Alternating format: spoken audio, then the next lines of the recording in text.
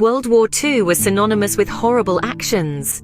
Have you ever thought about those actions and what ramifications it had on civilian people, specifically the horrifying actions of Japanese soldiers and the effects they had on the Chinese? Such a topic might seem too grim to explore, but understanding history in its entirety, including its bleakest chapters, is crucial to prevent such atrocities from repeating. The trouble begins in the early 1930s. It was during an era where the world was on the brink of a catastrophic war.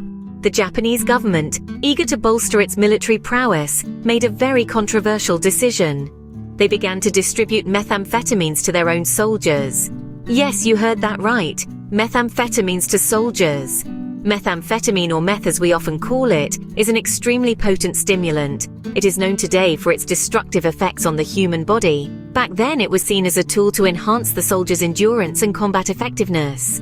The consequences, however, were far more sinister and devastating. Under the influence of methamphetamines, Japanese soldiers became increasingly aggressive and detached from their humanity. In a sense, they became monsters, savages even. Their actions grew more ruthless, culminating in one of the most notorious war crimes in history, the rape of Nanking. It was in December.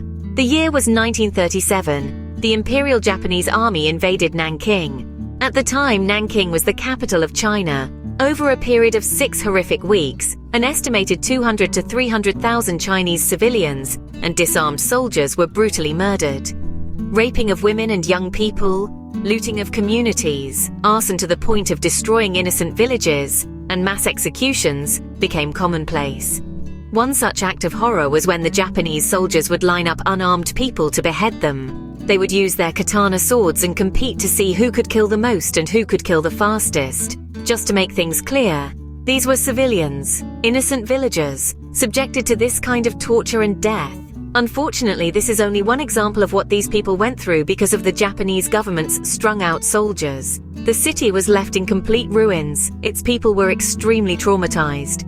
This period reminds us of the depths humanity can sink to under certain circumstances.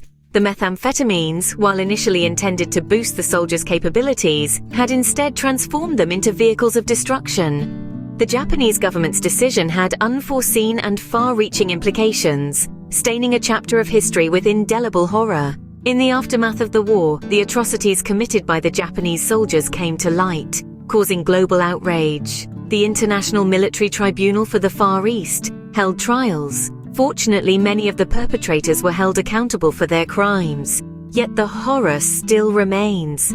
I think we can all agree, the Japanese government's decision to distribute methamphetamines to their soldiers during World War II had devastating consequences. Although the military tribunal served up some justice, it was definitely incomplete.